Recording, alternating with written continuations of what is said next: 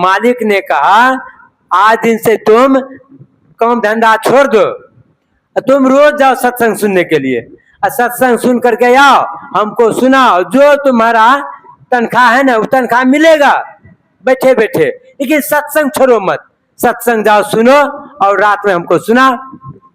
बस वही नौरी जाकर सत्संग सुनती थी और रात में आकर के इसी तरह से बैठ करके सुनाते थे। इसी तरह सेठ सेठानी दोनों को सुनाते थे। इसी तरह से सुनते देखते सुनते गांव के लोग में प्रचार हो गया। इसी तरह से आने लगा, फलना सेठ जी के नौरी है, बढ़िया सत्संग सुनाती है, चलो ना। इसी तरह से ढेर आदमी हो गया।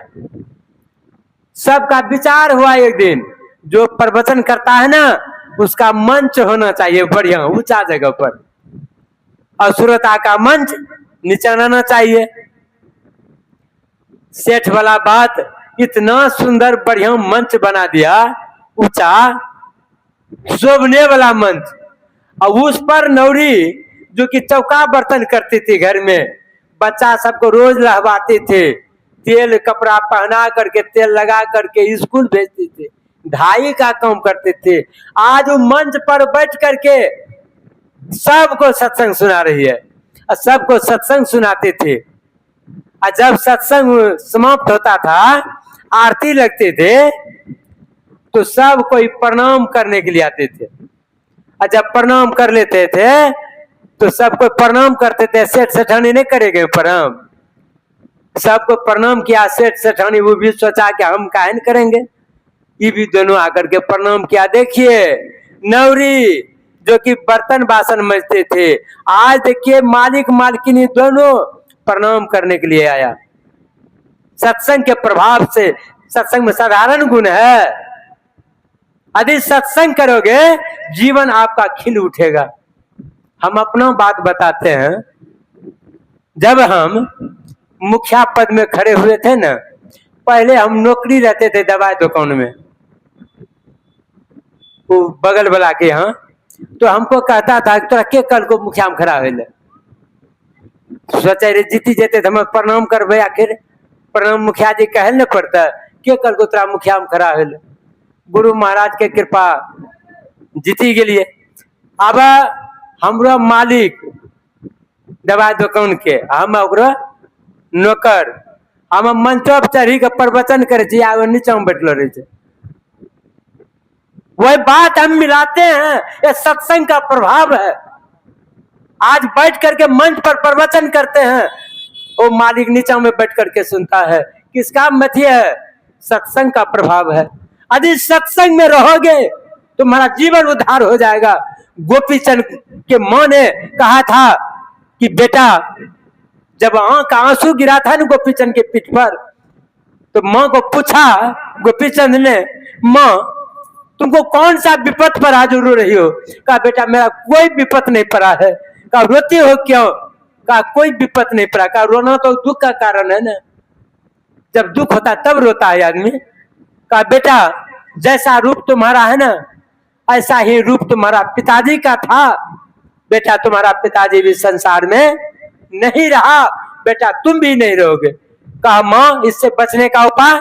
कहा मजबूत गढ़ में रहना, स्वादिष्ट भोजन खाना, मुलायम बिछावन पर सोना। कहा मां साधु जीवन में मुलायम बिछावन कहाँ मिलेगा और मजबूत घर कहाँ मिलेगा और स्वादिष्ट भोजन कहाँ मिलेगा? कहा बेटा तुम समझा नहीं, सत्संग ऐसा मजबूत घर दुनिया में कहीं कुछ नहीं है। बेटा सत्संग में रहोगे तुम्हारा कोई कुछ बिगाड़ नहीं सकता है। भूख लगे तब भोजन करना, भूख लगने के बाद रोटी नमक भी बढ़िया लगता है खाने में। नींद आने के बाद सोना, नींद आने के बाद टूटा खाट भी बड़ा मन लगता है सोने में। और नींद नहीं है, गदा बिछौना लगा दीजिए, गोलट करके इधर और गोलट करके, तो नींद पड़ेगा? नहीं पड़ेगा। देखिए मजबूत गढ़ है, यदि मजबूत गढ़ में रहेंगे आपका कोई कुछ बिगाड़ न सकता है।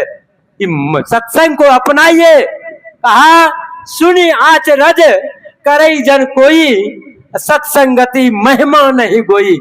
कोई सुनकर आश्चर्य न कराए, सत्संग का महिमा छिपा हुआ नहीं है, प्रकट है सत्संग की महिमा। सत्संग करके तो देख लीजिए, वाल्मीकि नारद घट जोनी, और निज निज मुख ने कहीं निज होने।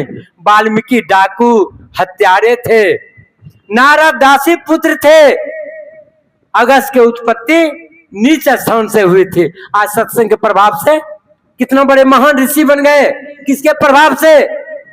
सत्संग के प्रभाव से। साधारण है सत्संग के प्रभाव से। सत्संग बहुत मजबूत गढ़ है। जीवन यदि सत्संग में रहेंगे तो तुमको कोई कुछ बिगाड़ न सकता है। देखिए, यह सत्संग का प्रभाव है।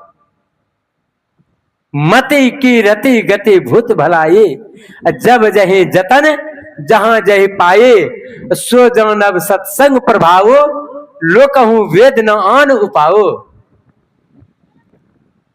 गुरु महाराज आ रहे थे, एक प्लेटफॉर्म पर बैठ करके कुछ आराम कर रहे थे, विश्राम कर रहे थे। दो चार युवक लड़का आकर के बाबा से पूछ बैठा कि बाबा, आप लगता है कि कोई प्रचार करते हैं क्या? कहा हाँ। कहा क्या चीज का प्रचार करते हैं? कहा मैं सत्संग का प्रचार करता हूँ। कहा बाबा सत्संग से क्या मिलता है? कहा तुम क्या चाहते हो बोलो। कहा बाबा चाहना का कमी है। चाहना का कमी थोड़ो है, ढेरी चाहना का है मन। कहा फिर भी कुछ बोलो तो। कहा नहीं बाबा तो आप ही बताइए, हम क्या बोलेंगे। कहा रामायण पढ़ते हो? कहा नहीं, पढ़ने का मौका कहाँ मिलता। कहा रामायण में लिखा है, सुनो। मति कीरति गति भूति भलाई, जब जही जतन जहां जही पाए, सो जान